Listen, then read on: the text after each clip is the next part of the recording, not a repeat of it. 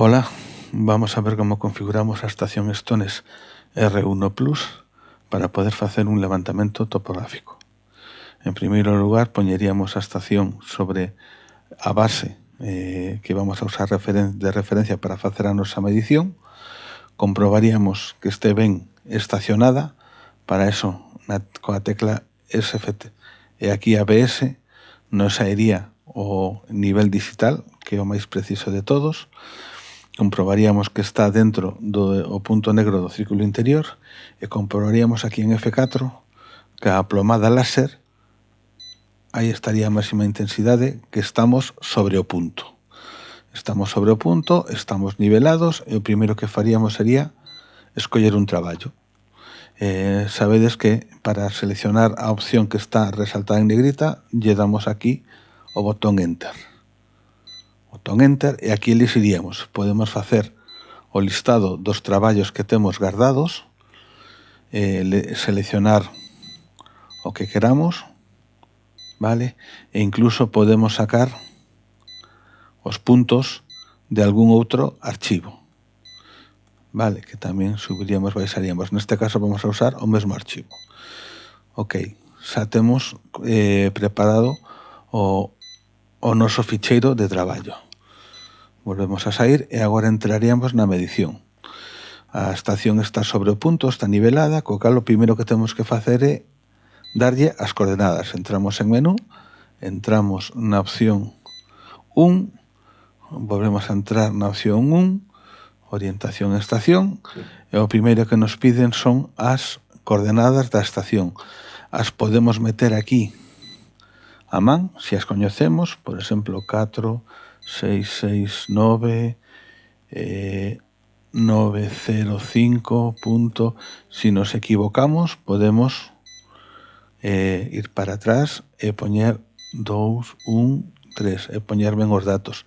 Ou tamén podemos aquí, en leer, buscar a estación. Neste caso sería esta, que serían as coordenadas da estación 1. A altura do aparello a medimos, a ponemos e lle decimos OK. Vale, agora temos dúas opcións de orientar. Unha é se coñecemos o azimuth. Pois vou a opción azimuth e aquí lle metería o azimuth respecto da base 2, que é 370,4179. E poníamos a altura prisma, neste caso sería o ESU2, lle vou a dar OK e entramos a medición. E ides ver que temos aquí xa o azimuth que acabamos de introducir. A outra opción é entrar, neste caso estaría entrar co punto atrás. Vale, entraríamos aquí e podemos buscar cal é o punto. Neste caso,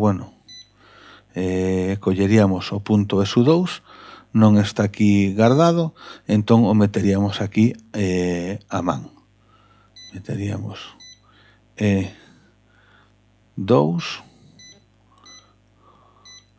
meteríamos a altura do prisma e meteríamos aquí as coordenadas do punto 2, 4, 6, 7, 0, 0, 4, 5,047. Aí a X serían 539.626,461 e a Z serían 59,296.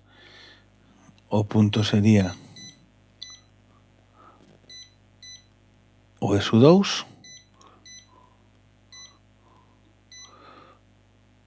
apuntamos OK, podemos darlle a gravar, vamos a decir que sobrescriba e aquí xa entraríamos en medición e como vedes está a orientación que lle metemos antes. E agora sería ir apuntando e medindo.